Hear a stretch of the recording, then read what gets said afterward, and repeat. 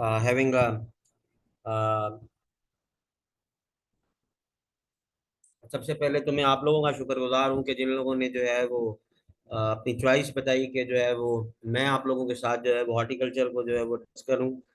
So practically this is one of the subject जो मैंने भी आप लोगों की तरह जो है वो first year and second year में पढ़ा था। उसके बाद जो है वो एक दफ़ा माइनर में रखा था मास्टर्स के दौरान। लेकिन उसके बाद मैंने भी नहीं पढ़ा। सो प्रैक्टिकली मैं एक बात जो है वो यहाँ पर वाजे कर लूंगा कि भाई if there is a confusion, आपको लगता है कि भाई I am doing something wrong, you can approach me directly. Chat box आपके लिए अवेलेबल है जो है लेक्चर के बाद, और मैं पर्सनली अवेलेबल हूँ ऑन टू द जो है ना वो cell phone. So lecture number one, introduction to horticulture. आज का जो लेक्चर है प्रैक्टिकली हम उसमें ये डिस्कस करेंगे कि भाई हॉर्टिकल्चर है क्या। ये स्लाइड जो आप देख रहे हैं इसके चारों तरफ जो है वो कुछ रंग बिरंगी और खूबसूरत सी चीजें हैं। अगर आप लोग इन चीजों को देख लेंगे तो आपको अंदाजा हो जाएगा कि भाई हॉर्टिकल्चर जो है वो क्या है। सो आई डेलिबरेटली पुट दीज थिंग्स, ठीक है। ये इनको इस स्लाइड को डिजाइन करने के लिए जो है वो यही मकसद था कि क्लियरली जो है वो आपको मैसेज जाए कि भाई क्या है ये। सो प्रैक्टिकली अगर हम अब बात करें कि भाई हॉर्टिकल्चर जो है वो क्या है, तो what is horticulture. So horticulture is one of the major domains of agriculture. ठीक है, अगर हम एग्रीकल्चर की बात करें तो भाई एग्रीकल्चर में हम कहते हैं कि भाई cultivation of crops and rearing of animals is known as agriculture. तो एग्रीकल्चर के तीन मेजर डोमेन्स हैं। एक में आ जाती है आपकी एग्रोनॉमी या क्रॉप साइंसेज जिसको आप कहते हैं। उसके बाद आ जाता है आपका forestry, and then we have horticulture. So horticulture is basically one of the major domain of agriculture. तो अब हम ये पढ़ने की कोशिश करेंगे कि भाई हॉर्टिकल्चर खुद क्या है, इसमें हम क्या पढ़ते हैं, कौन कौन से एस्पेक्ट्स हैं जो इसके अंदर देखे जाते हैं, क्या चीज़ें हैं जो हॉर्टिकल्चर के अंदर जो है वो प्रैक्टिकली जो है वो कोई भी अगर कोई साइंटिस्ट है या कोई और है तो वो आपको जो है वो क्या चीज़ें बताएगा या उसके अंदर क्या चीज़ें जो है वो प्रैक्टिकली डिस्कस की जाती हैं। So let's start journey. अगर हम हॉर्टिकल्चर की लफ्जी माना की तरफ जाएं और इसको जो है वो थोड़ा तोड़ फोड़ के जो है वो याद करने की कोशिश करें, जो हम नाइन्थ क्लास की बायोलॉजी में करते हुए आते थे कि भाई biology is drive from two Latin words, bios means life and logos means study. तो यहाँ पर भी यही टेक्निक जो है वो आपको इस्तेमाल करनी पड़ेगी कि भाई जो टर्म हॉर्टिकल्चर है उसकी जो बुनियाद है वो दो लैटिन वर्ड्स हैं, लातीनी जबान के दो लफ्ज हैं। एक है उसके अंदर हॉटस और दूसरा है उसके अंदर कोलेर। ठीक है, तो इन दोनों को जब मिलाया गया और इंग्लिश में एक नया वर्ड जो है वो डेवलप किया गया, उसका नाम रखा गया हॉर्टिकल्चर। ठीक है, सो कल्चर का जहां पर भी आप मीनिंग देखेंगे तो कल्चर की मतलब होती है कल्टीवेट करना या टू कल्टीवेट। सो हॉर्टस का जो मीनिंग है या हॉर्टस की जो लफ्जी माना है लैटिन लैंग्वेज में, वो गार्डन को जो है वो हॉर्टस कहते हैं। और कोलेर का मतलब होता है कल्टीवेट करना। तो अगर हम इस लफ्जी माना से जो है वो इसका अगर हम एक जो है वो सिंप्लीफाई करें तो horticulture is basically cultivation of crops in garden.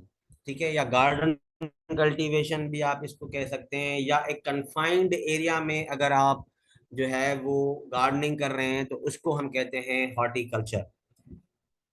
Horticulture जो टर्म है वो सबसे पहले जो इस्तेमाल किया गया था वो 1631 में किया गया था, यानी कि इसका जो लफ्जी इस्तेमाल हुआ है वो 16वीं सदी में हुआ है।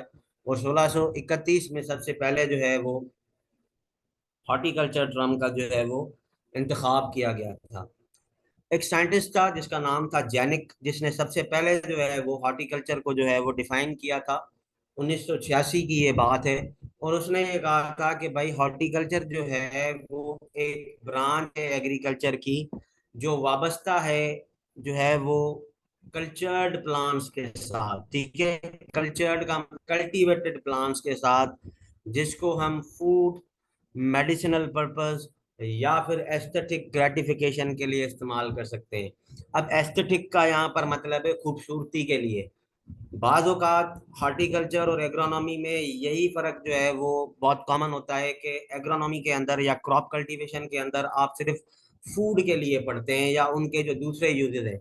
लेकिन हॉर्टिकल्चर की जो मेजर ब्रांच है वो ओवरऑल डील करती है उन प्लांट्स के साथ या उन क्रॉप स्पीशीज के साथ जो तो आइदर फूड के लिए इस्तेमाल किए जाते हैं, या फिर मेडिकल पर्पस के लिए इस्तेमाल किए जा सकते हैं, या फिर ब्यूटिफिकेशन या एस्थेटिक ग्रेटिफिकेशन के लिए जो है इस्तेमाल किए जा सकते हैं। तो जैनिक जो है वो पहला बंदा था जिसने 1986 में जो है वो एक टेक्निकल डेफिनेशन बताई थी कि भाई ये एक ऐसी ब्रांच है एग्रीकल्चर की जो उन क्रॉप स्पीशीज के साथ जो है वो कंसर्न्ड है, जो कि कल्टीवेट किए जाते हैं या तो फूड के लिए, या फिर मेडिसिनल पर्पसेस के लिए, या फिर एस्थेटिक ग्रेटिफिकेशन के लिए। अगर हम इस डेफिनेशन को और सिंप्लीफाई करें या और इसको जो है वो इजी बना के पेश करें, तो हॉर्टिकल्चर जो है वो एग्रीकल्चर का एक ऐसा डोमेन है जिसके अंदर जो है वो हम गार्डन क्रॉप्स के बारे में पढ़ते हैं। ठीक है, यानी कि वो क्रॉप्स जो गार्डन अंदर कल्टीवेट किए जा सके, जिसके अंदर जनरली आपके फ्रूट्स आ जाते हैं, वेजिटेबल्स आती हैं, एंड देन ऑर्नामेंटल प्लांट्स। ठीक है, अब जो भी बंदे जो है वो हॉर्टिकल्चर डोमेन से ताल्लुक रखते हैं उनको ये पता होगा कि भाई हम इन्हीं बारे में जो है वो पढ़ते हैं। ठीक है, या तो हम फ्रूट्स के बारे में पढ़ रहे होते हैं, या वेजिटेबल्स के बारे में पढ़ रहे होते हैं, या फिर ऑर्नामेंटल प्लांट्स के बारे में पढ़ रहे होते हैं। देखिए क्रॉप्स तो सारी हैं, राइस भी है आपके पास, व्हीट भी है, देन कॉटन भी है, लेकिन ये इस कैटेगरी में नहीं आती। ठीक है, ये इनको हम अगर स्पेसिफिकली पढ़ते हैं तो फिर हम पढ़ते हैं एग्रोनॉमी के अंदर कि भाई इनके साथ क्या है, वैरायटीज क्या है, एक्स वाई जेड जो भी है। हॉर्टिकल्चर के अंदर हम स्पेसिफिकली बात करेंगे फ्रूट्स के बारे में, वेजिटेबल्स के बारे में, and then we have the ornamental plants. अब ऑर्नामेंटल प्लांट्स क्या हैं? ऑर्नामेंटल प्लांट्स वो प्लांट्स हैं जो ब्यूटिफिकेशन के लिए इस्तेमाल किए जाते हैं, जैसे उनका कोई दूसरा यूज नहीं होता। आप उनको जो है वो टेबल में रख सकते हैं, कॉरिडोर में रख सकते हैं, ठीक है, अपने घर में जो है वो खूबसूरती के लिए इस्तेमाल कर सकते हैं। So these are called as an ornamental plants. So this was all about the horticulture. अब जितना भी हॉर्टिकल्चर आप पढ़ेंगे वो इन तीन डोमेन्स के बारे में होगा। फ्रूट्स के बारे में हम पढ़ेंगे, वेजिटेबल्स के बारे में हम पढ़ेंगे, and then we will discuss about the ornamental plants. अब हॉर्टिकल्चर की भी जो है वो सब डिविजन्स हैं, या इनको हम ये कहें कि भाई ब्रांचेस हैं। जैसे हम एग्रीकल्चर के अंदर जब हम इनकी ब्रांचेस पढ़े थे, या जब मैंने आपको सॉइल साइंस पढ़ाई थी, तो ब्रांचेस इसी वजह से बनाई जाती हैं कि भाई ताकि लोगों को पढ़ने में आसानी हो, समझने में उनको आसानी हो। ठीक है, एक बंदा अगर फ्रूट्स के साथ इंटरेस्टेड है तो वो फ्रूट वाली ब्रांच को पकड़ के जो है वो अपना काम कर ले, उसको जरूरत नहीं है, क्योंकि वो इंटरेस्टेड ही नहीं है जो है वो। स्पेशलाइजेशन जब भी आप करोगे तो किसी एक डोमेन में कर सकते हो, किसी भी सब्जेक्ट के। अगर आप स्पेशलाइजेशन करना चाहते हैं फ्रूट्स के अंदर तो आप फ्रूट्स की साइड पे चले जाएंगे, अगर आपको स्पेशलाइजेशन करनी है वेजिटेबल्स के अंदर तो वेजिटेबल के डोमेन में चले जाएंगे, अगर आपको ऑर्नामेंटल प्लांट्स या लैंडस्केप डिजाइनिंग में करनी है तो फिर आप उस तरफ चले जाएंगे। तो पहला जो मेजर डिवीजन है हॉर्टिकल्चर का वो है पोमोलॉजी। अब पोमोलॉजी जो है वो जो वर्ड है उसको भी जो है वो दरियाफ्त किया गया है, या उसको जो है वो ड्राइव किया गया है दो वर्ड से। पहला जो वर्ड है वो है पोम। ठीक है, यानी कि पोमो जो निकला है वो निकला है पोम से। और पोम का जो लफ्जी माना होता है या मीनिंग होती है वो होती है फ्रूट्स। ठीक है, और लॉजी वही है, लोगोस से निकला है लॉजी, और लॉजी का मतलब होता है स्टडी।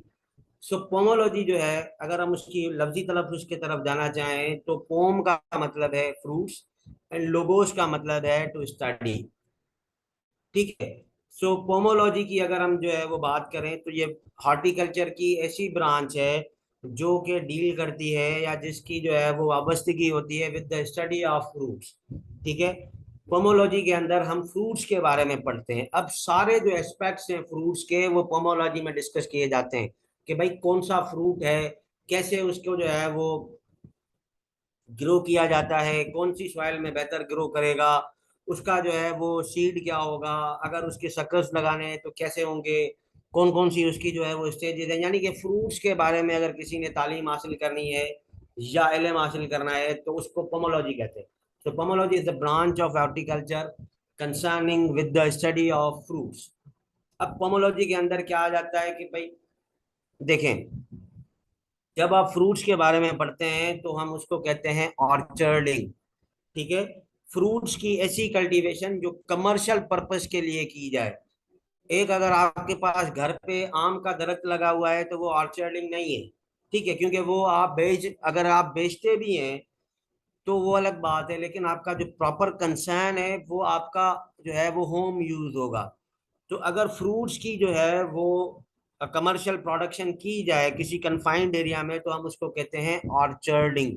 हम ये कहते हैं कि भाई आम का बाग है, ठीक है, जैतून का बाग है, लीमू का बाग है, ठीक है, पपीते का बाग है।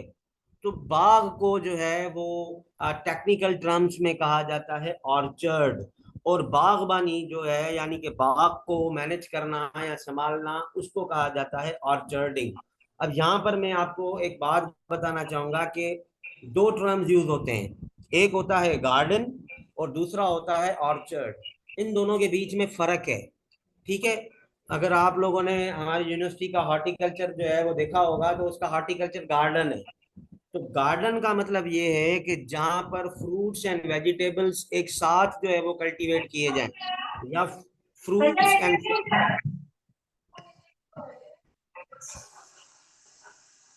फ्रूट्स एंड फ्लावर्स जो हैं वो एक साथ अगर कल्टीवेट किए जाते हैं तो वो फिर हो जाता है गार्डन। ऑर्चर्ड जो है वो स्पेसिफिकली होता है फ्रूट्स के लिए, mango orchard, date palm orchard, ठीक है, पपाया ऑर्चर्ड, गावा ऑर्चर्ड। तो ऑर्चर्ड और गार्डन के अंदर आपको जो है वो ये फर्क जो है वो वाजे तौर पर आना चाहिए कि भाई ऑर्चर्ड हम किसको बोलते हैं और गार्डन किसको बोलते हैं। ऑर्चर्ड के अंदर सिर्फ आपको फ्रूट्स मिलेंगे, ठीक है ना, उसके अंदर कोई दूसरी चीज नहीं होगी। गार्डन के अंदर मल्टीपल हो सकते हैं, फ्रूट्स के साथ वेजिटेबल्स भी हो सकती हैं, फ्रूट्स के साथ जो है वो आपके पास जो है वो क्या कहते हैं फ्लावर्स भी हो सकते हैं। So this is the pomology. अब पोमोलॉजी सिर्फ ये नहीं है कि भाई फ्रूट पढ़ लिया, नहीं, each and every aspect of fruits are being studied in pomology. जो भी उसका टेक्निकल एक्सपेक्ट है, उसकी ग्रोथ, उसकी यील्ड, उसका एक्स वाई जेड, जो भी जो है वो उसका जो है वो प्रॉब्लम है, वो सारा का सारा आप पढ़ते हैं पोमोलॉजी के अंदर। आगे चलते हैं। अब पाकिस्तान के अंदर अगर हम बात करें भाई पोमोलॉजी की, तो पाकिस्तान के अंदर क्या है, पोमोलॉजी का स्टेटस क्या है। ठीक है, तो पाकिस्तान दुनिया का जो है वो एक जो है वो खुशकिस्मत तरीन जो है वो मुल्क है जिसको अल्लाह ताला ने 4 सीजन्स के साथ नवाजा है। ठीक है, हमारे पास ठंड भी है, हमारे पास गर्मी भी है, हमारे पास ऑटम भी है, हमारे पास बहार भी है। ठीक है, पहली बात तो ये है कि हमारे पास 4 सीजन्स हैं, सर्दी, गर्मी, खिज़ां, बहार, चारों सीजन्स हैं। तो इसका मतलब ये है कि हमारे पास मुख्तलिफ टाइम्स पर मुल्क के अंदर मुख्तलिफ जो है वो फ्रूट क्रॉप्स हो सकते हैं। अब मैं यही बात आपको समझा रहा था कि फ्रूट्स जो हैं वो सारे के सारे एक जगह पर नहीं हो सकते। हर फ्रूट क्रॉप की जो है वो एक अपनी जो है वो रिक्वायरमेंट है, और उसको उसी क्लाइमेट के अंदर या उसी जो है वो फेज ऑफ टाइम के अंदर जो है वो आप ग्रो करेंगे तो आपको अच्छे रिजल्ट मिलेंगे। तो पोमोलॉजी के हिसाब से अगर हम पाकिस्तान को देखें, वैसे हम कॉमनली ये कहते हैं कि क्या है, ये मुल्क है, हैवी है, फला है, ढिमकाना है, जो भी है, लेकिन we are lucky to have 4 seasons. Pakistan दुनिया के बहुत उन चंद ममालिकों में है जिनको अल्लाह ताला ने 4 सीजन्स के साथ नवाजा है। उसके बाद हमारे पास तीनों जोन्स हैं, टेम्परेट भी हैं, ट्रॉपिकल भी हैं एंड सब ट्रॉपिकल भी हैं। टेम्परेट का मतलब होता है ठंडे इलाके। हम अगर नॉर्दर्न साइड में चले जाएं तो हमारे पास जो है वो ठंड होती है, ठीक है, केपी के हो गया, ठीक है, और हमारे जो इस्लामाबाद के ऊपर के जो इलाके हैं, जो हमारे माउंटेनियस रेंज है, वहां पर ठंड बहुत ज्यादा पड़ती है। उसके बाद हमारे पास ट्रॉपिकल जोन्स भी हैं। ट्रॉपिकल जोन्स का मतलब ये है कि वो जोन्स जहाँ पर गर्मी बहुत ज्यादा पड़ती हो। आपके पास सिंध के कुछ इलाके हैं, इंटीरियर सिंध जो है वो, आप अगर लाड़काना साइड पे चले जाएं, दादू से आगे बहुत ज्यादा गर्मी पड़ती है, जैसमाबाद तक। देन वो ये सब ट्रॉपिकल जोन्स। सब ट्रॉपिकल जोन्स का मतलब ये है कि ना जहाँ पर बहुत ज्यादा ठंड पड़ती है ना जहाँ पर बहुत ज्यादा गर्मी पड़ती है। ये जो सेंट्रल रीजन है हमारा, जिसमें हम आ जाते हैं, हैदराबाद है, कराची है, नवाबशाह है, यहाँ पर देखें इतनी ज्यादा गर्मी नहीं पड़ती है एज कम्पेयर टू अवर जो है वो अपर सिंध जो है, उसको अगर आप देखेंगे। तो ये देखें जोन्स भी हमारे पास अलग अलग है। अब चूंकि हर फ्रूट की अपनी रिक्वायरमेंट है, सारे फ्रूट्स देखें यहाँ पर नहीं हो सकते, सारे फ्रूट्स ठंडे इलाकों में नहीं हो सकते, सारे फ्रूट्स जो हैं वो गर्म इलाकों में नहीं हो सकते। तो पहले तो हमारे पास 4 सीजन्स हैं, फिर हमारे पास अल्लाह ताला ने जो है वो जोन्स भी सेपरेट करके दे दिए हैं कि भाई यहाँ पर ठंड ज्यादा पड़ेगी, यहाँ पर गर्मी ज्यादा पड़ेगी, और यहाँ पर जो है वो मौसम बीच का होगा। And then we have a soil diversity. Pakistan के अंदर जो सबसे बेहतरीन चीज है वो यही है कि भाई सॉइल की हमारे पास डाइवर्सिटी है। हमारे पास हर रीजन के अंदर एक अलग किस्म की जो है वो सॉइल हमें मिलती है, जिससे फायदा ये होता है कि उस रीजन की जो चीज है वो मखसूस होती है। मैं आपको यहाँ पर एक कॉमन एग्जांपल दूंगा मैंगो की। ठीक है, सिंदड़ी जो है वो पंजाब के अंदर भी होता है, ठीक है, सिंदड़ी जो है वो दूसरे रीजन्स में भी होता है, लेकिन जो मीरपुर खास और हैदराबाद का स्पेसिफिकली जो सिंदड़ी आम है, वो पूरे पाकिस्तान तो क्या पूरी दुनिया के अंदर मशहूर है। तो क्या है ऐसा उसके अंदर? उसके रीजन ही यही है कि उसकी सॉइल वहाँ पे बेहतरीन है, और उसका जो एनवायरनमेंट है वो बहुत जो है वो बेहतरीन है, जो कि आपके इस जो है वो वैरायटी को एक मखसूस जो है ना वो बनाता है। हमारे पास गावा दोनों रीजन्स में होते हैं कि यहाँ पर भी जैतून लगते हैं, लेकिन लाड़काना के जैतून क्यों मशहूर है? ऐसी क्या चीज है जो लाड़काना के जैतून में है और दूसरे जैतूनों में नहीं है? तो यही वजह है कि वहाँ का एक तो एनवायरनमेंट जो जोन है वो इम्पेक्ट करता है, एंड देन द सॉइल। इसी तरीके से बासमती जो राइस है हमारे, वो कामों की एक जो है वो छोटा सा शहर है, दरियाए जो है वो रावी है या चनाब के जो है वो आई एम नॉट श्योर, लेकिन कामों की जो बासमती राइस है वो पूरी दुनिया में मशहूर है। तो ये सॉइल की डाइवर्सिटी है। जैसे जैसे आपकी सॉइल चेंज होगी, जैसे जैसे आपका क्लाइमेट चेंज होगा, वैसे वैसे आपके जो है वो क्रॉप स्पीशीज भी चेंज होंगे, और उनके टेस्ट और उनकी ग्रोथ और उनका जो फ्रूट्स एंड एवरीथिंग में जो है वो आपके पास फर्क आ जाएगा। तो पाकिस्तान इसीलिए बहुत लकी है। पाकिस्तान के अगर अंदर अगर आप बात करें तो हमारे पास 30 जो है वो मुख्तलिफ फ्रूट क्रॉप्स जो हैं वो कल्टीवेट किए जाते हैं। पाकिस्तान की अराजी दुनिया के मुकाबले में बहुत छोटी है, हमसे बहुत बड़े बड़े मुल्क दुनिया में मौजूद हैं, लेकिन उनके पास डाइवर्सिटी ऑफ सॉइल नहीं है, डाइवर्सिटी ऑफ क्लाइमेट नहीं है, उनके पास 4 सीजन्स नहीं है। तो इसी वजह से होता यह है कि उनके पास इतनी सारी जो है वो फ्रूट की जो टाइप्स हैं वो कल्टीवेट नहीं होती। पाकिस्तान के अंदर अगर देखा जाए तो 30 जो है वो मुख्तलिफ किस्म के फ्रूट क्रॉप्स जो है वो कल्टीवेट किए जाते हैं। तो अब ये देखें कि हाउ मच जो है ना वो हम कितने लकी हैं। हम हर सीजन में कोई ना कोई फ्रूट खा रहे होते हैं, गर्मियों में कुछ खा रहे होते हैं, सर्दियों में कुछ खा रहे होते हैं, ऑटम में कुछ खा रहे होते हैं, बाहर में कुछ खा रहे होते हैं। तो हमें शुक्र अदा करने की जरूरत है, बजाय इसके कि हम बैठ के जो है वो क्रिटिसाइज करें अपने मुल्क को कि भाई ये भी नहीं है, ये भी नहीं है। कसूर अवाम का है, मुल्क का थोड़ी है। अल्लाह ताला ने आपको इतनी सारी नेमतों से नवाजा है। अब पाकिस्तान के अंदर हम फ्रूट्स की रैंकिंग की बात कर रहे हैं तो कुछ इस तरीके से, अब जनरली सारे लोग यही कहेंगे भाई पहले नंबर पे मैंगो आएगा। You all are wrong. Pakistan के अंदर जो सबसे पहले जिस फ्रूट की प्रोडक्शन बहुत ज्यादा है वो है सिट्रस। ठीक है, अब सिट्रस में 2 से 3 जो है ना वो आपके जो है ना वो स्पीशीज आ जाती हैं फ्रूट्स की। सिट्रस सिर्फ जो है वो हम ऑरेंज को नहीं बोलते, जो ऑरेंज सिट्रस की एक पूरी फैमिली है, ठीक है, जिसके अंदर आपकी सारी चीजें आ जाती हैं। आपका ग्रेप फ्रूट आ जाता है, आपका माल्टा आ जाता है, आपकी ऑरेंज आ जाती है, आपका किन्नू आ जाता है, आपके लेमन आ जाते हैं, ठीक है, एक आपकी मौसमी आ जाती है, एक दूसरी जो है वो होती है उसको हम सिंधी में तो मिठा बोलते हैं, I don't know what other peoples call them. तो सारी की सारी जो है वो सिट्रस की जो है वो फैमिली पहले पर है। सबसे ज्यादा प्रोड्यूस होने वाले जो फ्रूट्स हैं पाकिस्तान में वो सिट्रस है। याद रखें, ये क्वेश्चन आ सकता है कि भाई पाकिस्तान में फ्रूट का जो नंबर है उसमें सबसे पहले कौन आता है? ये प्रोडक्शन के हिसाब से, यानी कि दुनिया भर में नहीं, पाकिस्तान के अंदर जो सबसे ज्यादा कल्टीवेट होने वाले फ्रूट्स हैं वो सिट्रस के फ्रूट्स हैं। उसके बाद दूसरे नंबर पे आता है मैंगो। ठीक है, मैंगो आपको पता है जो है वो सिंध और पंजाब के अंदर जो है वो डोमिनेट करता है। पंजाब के अंदर स्पेसिफिकली मुल्तान के अंदर जो है वो बहुत सारा जो है वो मैंगो है। चौसा पंजाब का जो है वो मशहूर है। हमारे पास सिंधड़ी है, देन वी हैव चौसा फ्रॉम द खैरपुर। और सिंध के अंदर भी पूरी सिंध के मैंगो मशहूर नहीं है, ठीक है, होते तो हैं, इसमें कोई शक नहीं है, मैं ये नहीं कह रहा कि नहीं हो रहे, लेकिन देखिए प्रोडक्शन जो हब है मैंगो का वो ये बेल्ट है। हैदराबाद से अगर आप मीरपुर खास की तरफ जाएं तो आपको हब मिलेगा मैंगोज का। उसके बाद हमारे पास आ जाती हैं डेट्स।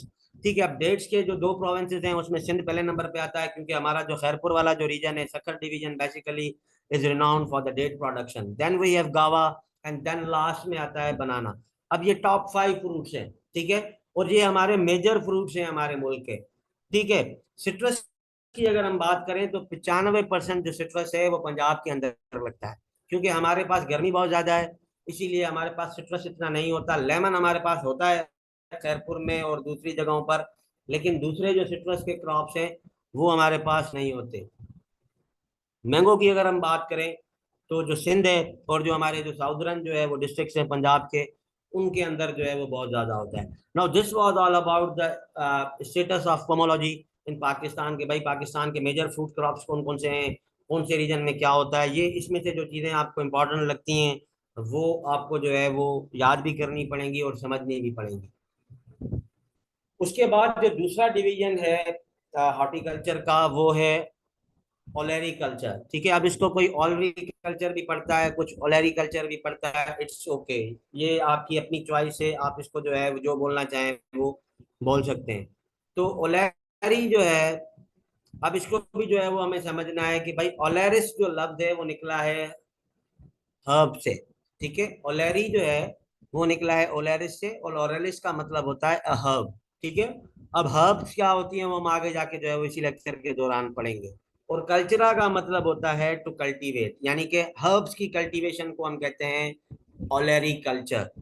ऑलरी कल्चर जो है वो हॉर्टिकल्चर की वो ब्रांच है जिसके अंदर जो है वो हम क्या करते हैं, वेजिटेबल्स के बारे में पढ़ते हैं, प्रोडक्शन ऑफ वेजिटेबल्स। अब सिर्फ प्रोडक्शन से नहीं जो है ना वो भाग सकते आप, सिर्फ इसमें प्रोडक्शन नहीं है, इसमें वो सारी चीजें हैं जो वेजिटेबल्स की प्रोडक्शन के दौरान आपको जो है वो नजर में भी रखनी पड़ेंगी, कुछ सोच विचार भी करना पड़ेगा, ये सारे इसके पार्ट है।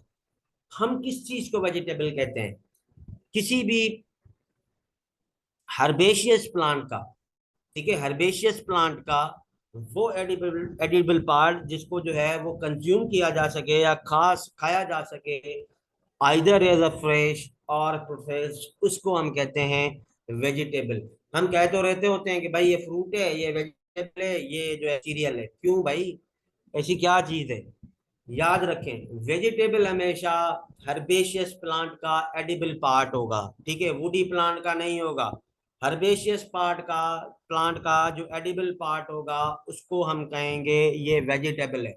वुडी प्लांट्स के जो एडिबल पार्ट्स हैं आइदर हम उनको फ्रूट्स कहते हैं, लेकिन समटाइम्स वो फ्रूट भी नहीं होते, तो ये अलग डिबेट है, इसको जो है ना वो हम बाद में बात करेंगे। सो इन सम अगर हम इस समरी जो है ना वो स्लाइड को जो है वो समराइज करें, तो इसका मतलब ये है कि भाई ऑलरी कल्चर जो है वो एक ऐसा जो है वो डोमेन है हॉर्टिकल्चर का जिसके अंदर हम जो है वो वेजिटेबल्स के बारे में सीखते हैं, पढ़ते हैं, या फिर उनके बारे में जो है वो दूसरे जो उनके मामला हैं उनके बारे में इल्म हासिल करते हैं। वेजिटेबल क्या होती है, किसी भी हर्बेशियस प्लांट का जो एडिबल पार्ट है जिसको आइदर फ्रेश खाया जाए या उसको प्रोसेस करके खाया जाए, प्रोसेस करके यानी कि सुखा के खाया जाए, ठीक है। बहुत सारी ऐसी चीजें हैं जो हम सुखा के भी खा रहे होते हैं, और कुछ ऐसी हैं जो हम जो है वो फ्रेश जो है वो कंज्यूम करते हैं। तो ऐसी चीज को जो है वो हम कहते हैं ओलेरी कल्चर।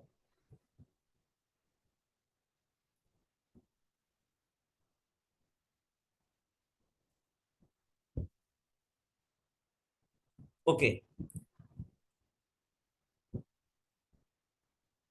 अब मुख्तलिफ जो वेजिटेबल्स हैं उनका जो एडिबल पोर्शन है वो कोई भी हो सकता है, ठीक है। अब जैसे आप ये देखें, ये सारी चीजें हम खा रहे होते हैं, टोमेटो भी खाते हैं, ये भी खाते हैं, ये भी खाते हैं, सब खाते हैं।